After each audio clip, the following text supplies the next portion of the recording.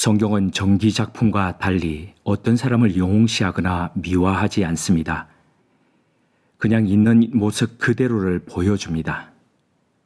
아무리 수많은 사람들이 흠모하고 존경하는 인물이라 할지라도 가감없이 보여줍니다. 그 결과 인간의 본성이 무엇이고 실력이 어떻게 되는지를 깨닫게 합니다. 사도 바울이 로마서 3장 10절에서 외쳤듯이 의인은 없을 뿐 아니라 하나도 없다는 자기 고백에 이르게 합니다.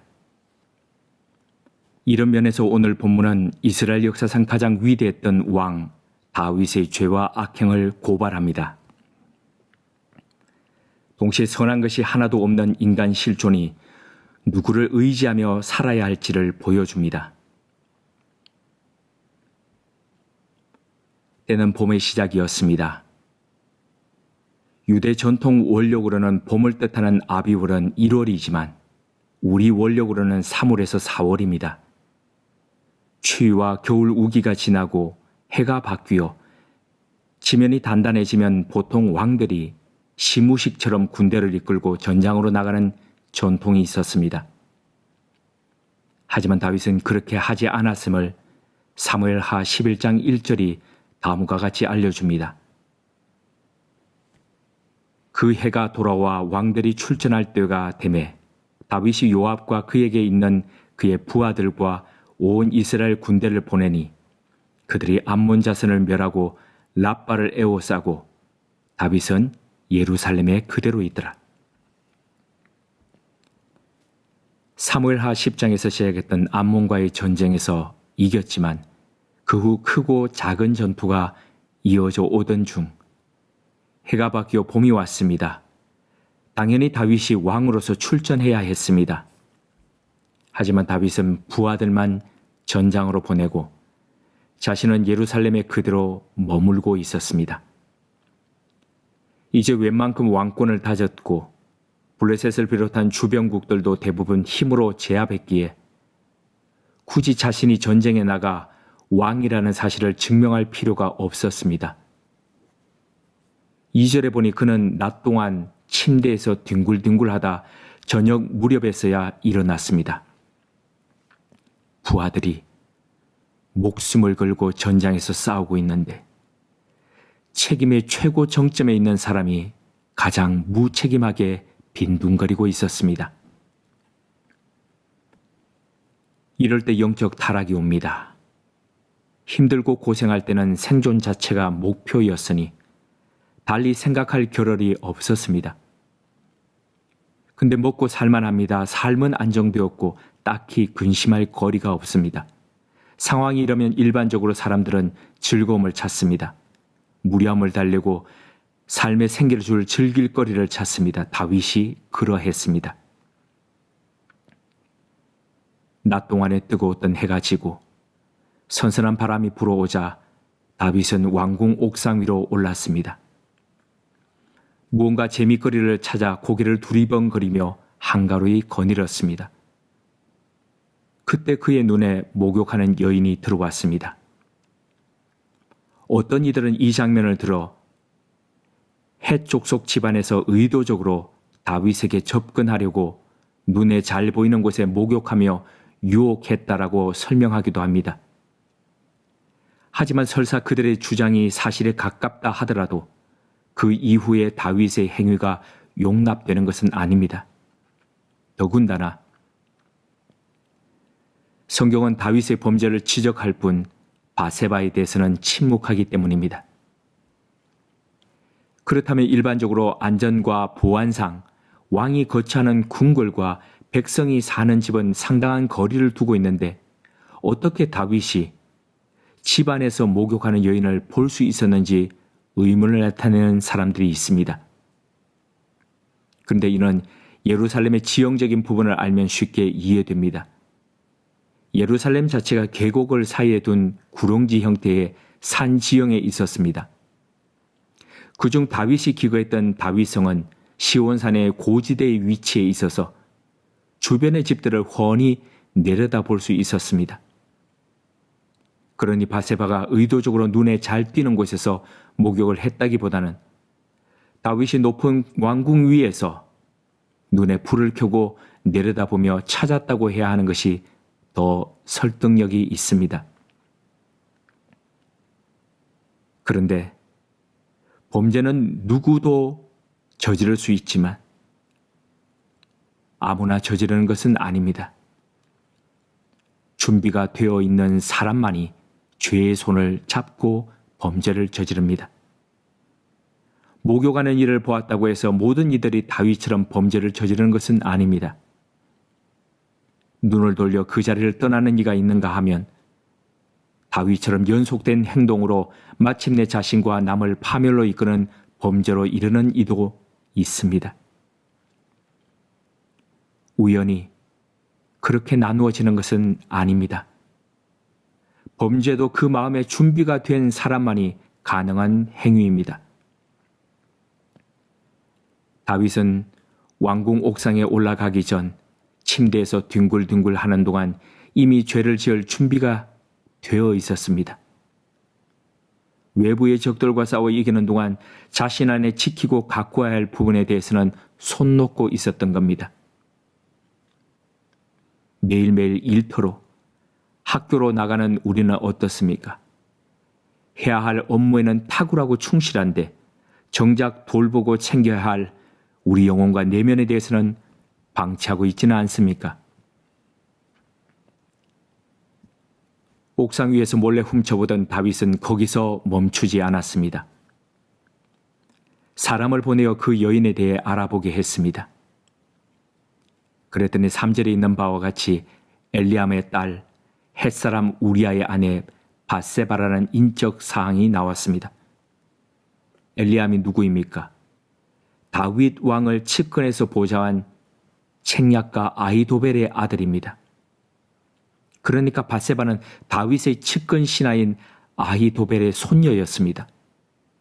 게다가 현장에서 암몬과 싸우고 있던 장수 우리아의 아내였습니다. 이러한 인적 보고를 받았을 때 멈췄으면 됐습니다. 하지만 에덴 동산에서 눈으로 범죄한 이후 실제 범죄로 옮겼던 아담 부부처럼 다윗의 범죄는 이어갔고 구체화돼 갔습니다. 참고로 말씀드리면 이 일로 인해 이후 아히도벨은 압살롬의 반역 시 다윗을 제거하려는 가장 위협적인 책략가로 돌아섰습니다. 지금 그 불씨를 다윗이 만들고 있었습니다. 다윗은 전령을 보내어 밧세바를 데려오게 했고 막강한 권력을 이용해 그녀를 범했습니다. 그 뒤 아무 일 없다는 듯 그녀를 집으로 돌려보냈습니다. 그런데 다윗이 밧세바를 범하는 부분이 설명되어 있는 4절을 보면 아주 특이한 부분을 발견합니다. 그것은 다윗이 밧세바를 데려왔을 때 그녀가 생리 중인지 언제 끝났는지 이런 부분을 확인 후 범했다는 사실입니다. 이게 무슨 뜻이냐 하면 이스라엘 율법의 생리 중인 여성은 7일간 부정하다고 규정하고 있습니다. 말이 부정이지 실은 여성들의 건강을 지키게 하려는 하나님의 뜻이 반영된 법이었는데 다윗이 이것을 이용했습니다. 범죄를 저지르는 때에 치밀하게 율법에 어긋나냐 아니냐를 확인했다는 사실입니다. 그런데 아무리 생리를 지났다 하더라도 타인 그것도 충신의 아내를 범하는 것은 어떤 법으로도 허락된 것이 없는 중대한 범죄 행위였습니다. 그럼에도 다윗은 그것을 죄로 생각하지 않을 정도로 이미 죄에 오염되어 있었습니다. 사무엘서의 기록자는 다윗의 범죄가 얼마나 심각했는지를 이렇게 우회적으로 기술하고 있습니다. 마비된 양심은 하루살이는 걸러내면서 낙타는 태연히 삼키고 있었습니다. 다윗은 이튿날 밧세바를 자기 집으로 되돌려 보냈습니다. 아마도 보내는 것 역시 측근을 통해 은밀히 시행토록 했을 겁니다. 이로써 다윗의 간음 사건은 끝이 난 줄 알았습니다. 하지만 예상치도 못한 국면이 전개되었습니다. 집으로 돌아간 밧세바에게서 얼마 뒤 임신 소식이 전해왔습니다. 성경에서 대부분의 경우 아기를 갖는 것은 하나님의 복이었고 선물이었습니다. 그러나 유일하게 이 경우만은 결코 복이 될 수 없었습니다. 이제 점점 바세바의 배가 불러오면 사람들이 알게 될 것이고 다윗의 범죄도 드러나게 생겼습니다. 이때도 다윗은 죄에서 되돌아설 수 있었습니다. 사람들이 지탄과 부끄러움을 당할지언정 거기서 멈췄더라면 더 큰 범죄로 전개되는 것은 방지할 수 있었습니다. 하지만 다윗은 그 길을 선택하지 않았습니다. 대신 자신이 저지른 범죄를 어떻게 하면 감출 것인가를 생각했습니다. 그는 바세바의 임신이 남편 우리아로 인한 것이라고 꾸미기 위해 한창 전투 중인 우리아를 불러들였습니다. 영문도 모른 채 왕에게 호출당해 예루살렘으로 온 우리아를 다윗은 극진히 대접 후 귀가토록 했습니다. 하지만 충성스런 우리아는 동료 전우들이 야전에서 싸우고 있는 동안 자신만 편히 집에서 잘 수 없다며 왕궁 문 앞에서 노숙했습니다. 당황한 다윗은 다음 날 우리아를 불러 술을 잔뜩 먹여 취하게 한 후 다시 귀가토록 했지만 우리아는 여전히 다윗이 잠을 자는 왕궁 문 앞에서 노숙했습니다.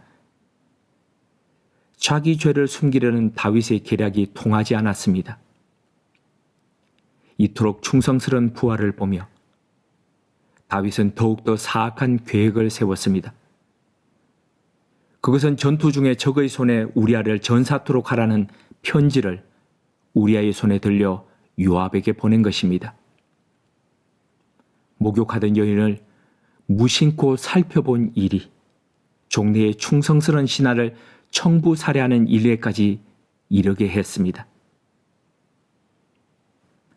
우리는 다윗의 이런 모습을 보며 죄가 왜 무서운 것인지를 경험합니다. 죄는 하나에 머물도록 우리를 두지 않습니다. 점점 더 많은 것, 점점 더 큰 것, 점점 더 자극적인 것을 욕망토록 함으로써 결국 우리로 파멸에 이르도록 합니다. 이 세상에 내가 죄 짓다가 파멸하겠다고 작정하고 태어나는 사람이 어디 있겠습니까? 죄 짓는 사람들조차 파멸을 목적으로 하고 죄 짓는 사람은 단연 없을 겁니다. 근데도 왜 한 가지 죄에서 멈추지 못하고 10가지 죄로 갈까요?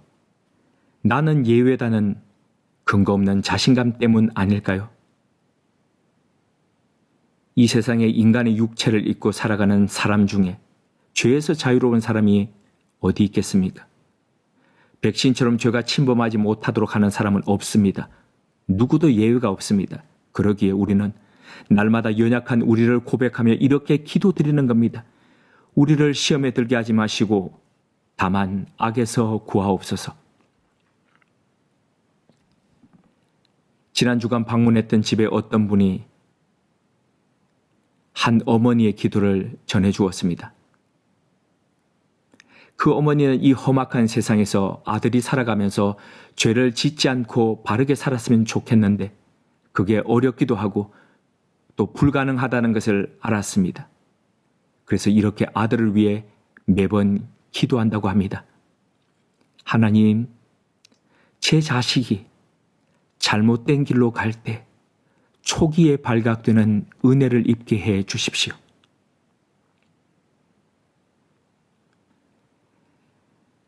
하나님은 다윗을 단순한 왕이 아닌 이스라엘의 목자로 세우셨습니다. 양을 치는 목자처럼 다윗은 백성들을 돌보며 나라를 이끌어야 했습니다.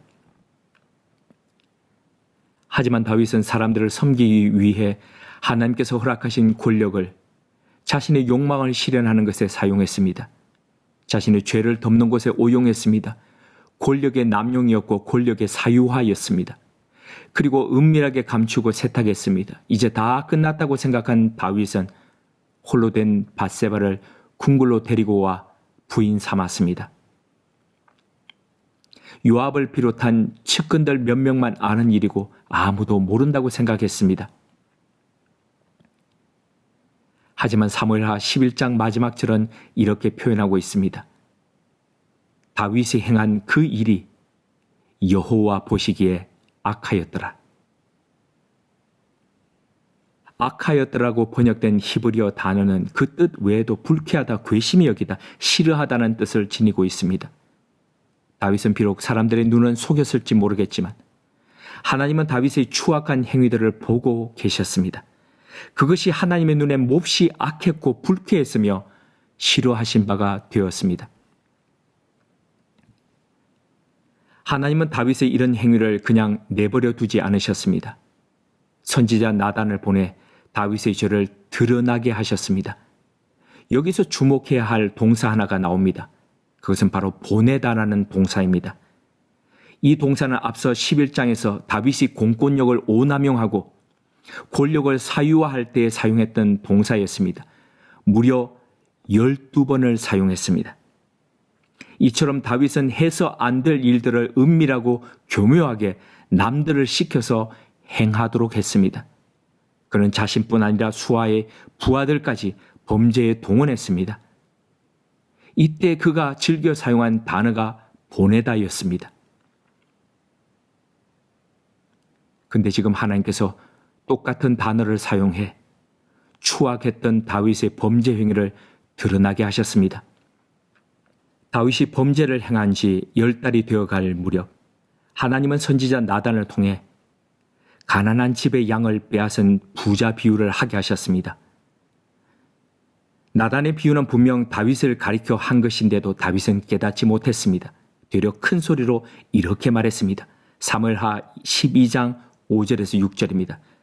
다윗이 그 사람으로 말미암아 노하여 나단에게 이르되 여호와의 살아계심을 두고 맹세하노니 이 일을 행한 그 사람은 마땅히 죽을 자라. 그가 불쌍히 여기지 아니하고 이런 일을 행하였으니 그 양새끼를 4배나 갚아 주어야 하리라 한지라. 남의 집 양을 뺏은 일에 대해서는 모세의 법대로 하자면 4배를 갚으면 되었습니다. 근데도 다윗은 얼마나 의분을 내었는지 그런 놈은 당장 죽여야 한다고 말했습니다. 다윗 스스로가 자신에게 사형을 판결한 셈입니다. 이 말을 기다렸다는 듯 나단이 바로 이어 말했습니다. 당신이 바로 그 사람이다. 이야기 속 부자를 보며 경노하던 다윗을 보며 나단은 당신이 바로 그 사람이다라고 말했습니다.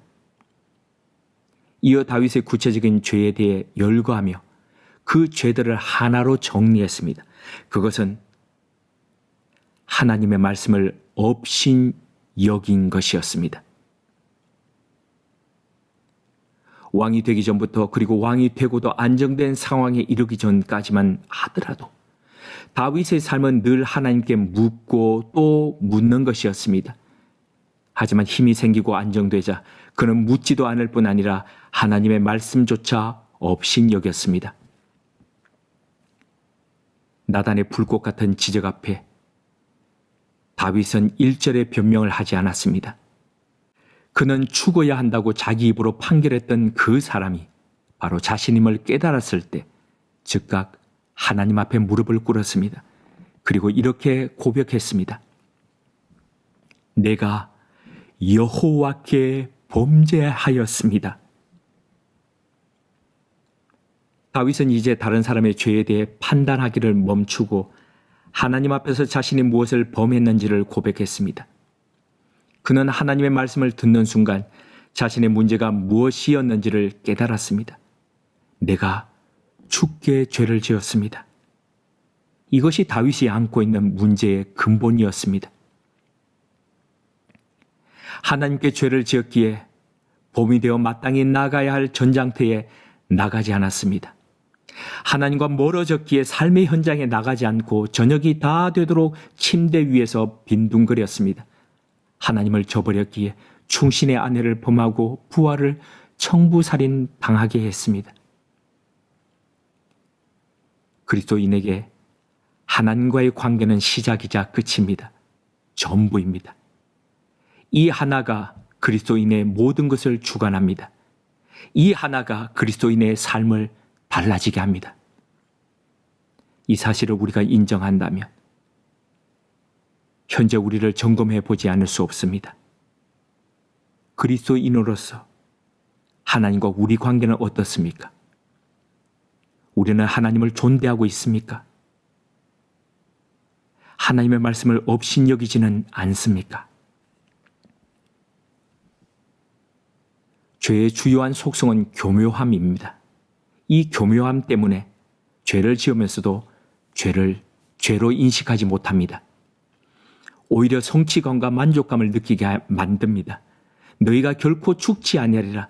너희가 그것을 먹는 날에는 너희 눈이 밝아져 하나님과 같이 될 것이라는 뱀의 말처럼 그렇게 될 줄 믿습니다. 하지만 인간을 숙주 삼아 점점 자라는 죄는 종래엔 숙주마저 죽이고 파멸에 이르게 한다는 것을 잊지 말아야 합니다. 당신이 그 사람이라는 선지자 나단의 말 앞에서 다윗은 정신이 번쩍 들자 곧바로 엎드려 자신의 죄를 인정하고 자복했습니다. 다윗이 바세바와 동침한 후 선지자 나단이 그에게 왔을 때 통해 자복하는 시라고 밝히고 있는 시편 51편은 하나님 앞에 울부짖는 다윗의 모습을 이렇게 기록하고 있습니다.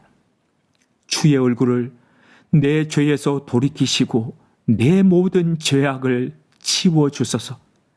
하나님이여, 내 속에 정한 마음을 창조하시고 내 안에 정직한 영을 새롭게 하소서. 나를 주 앞에서 쫓아내지 마시며 주의 성령을 내게서 거두지 마소서. 하나님이여, 나의 구원의 하나님이여, 피 흘린 죄에서 나를 건지소서. 다윗은 하나님 앞에 깨어진 마음으로 가슴을 쳤습니다. 고통스러운 자기 죄와 직면하며 통회했습니다. 한동안 죄책감마저 상실했던 다윗은 다시 죄 앞에 민감함으로 떠는 사람이 되었습니다. 이런 다윗을 보시며 하나님은 그를 다시 회복시켜 주셨습니다. 하지만 그가 죄 가운데 잉태해 출산했던 아이는 얼마 있지 않아 숨을 거두게 하셨습니다. 성경은 그 아이의 병의 원인을 여호와께서 치심해라고 설명합니다. 7일 동안 아이가 병으로 고통하며 죽어가는 동안 다윗은 더더욱 자신의 죄를 돌아보았습니다. 자신이 우리아를 청부살해할 때 죽어가던 그를 바라보던 아버지 하나님의 마음이 절절히 와 닿았습니다. 그는 금식하며 하나님의 긍휼과 자비를 구했습니다. 제발 아이를 살려달라고 눈물로 간청했습니다. 하지만 하나님의 뜻은 그의 바람과 달리 아이를 데리고 가시는 것이었습니다. 대신 바세바와의 정상적인 부부 사이에서 아이가 태어나게 하시며 그의 이름을 여디디아라고 부르게 하셨습니다. 솔로몬의 어릴 적 이름이었는데 여디디아란 여호와께서 사랑하시는 자라는 뜻입니다. 신약의 언어로 표현하자면 데오필로이며 우리가 잘 아는 모차르트의 이름으로 표현하자면 아마데우스입니다. 모두 하나님의 사랑 받는 자라는 뜻입니다. 아이의 죽음과 또 다른 아이의 출생을 겪으며 다윗은 하나님의 두 가지 속성과 만났습니다. 그는 바세바 사이의 첫 아이를 통해 공의의 하나님을 보았으며 둘째 아이 여디디아를 통해 사랑의 하나님을 만났습니다.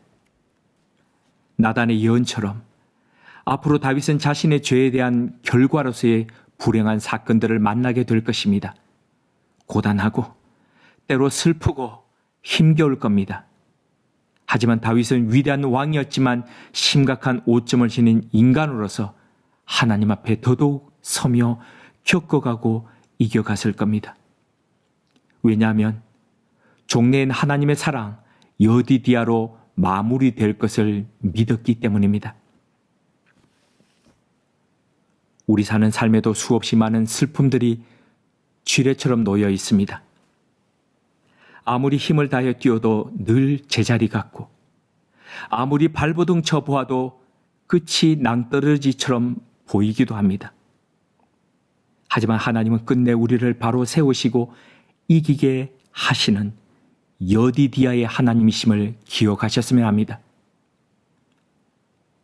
이 하나님을 의뢰하고 의지함으로써 끝내 승리하는 삶 되시길 주님의 이름으로 기원드립니다.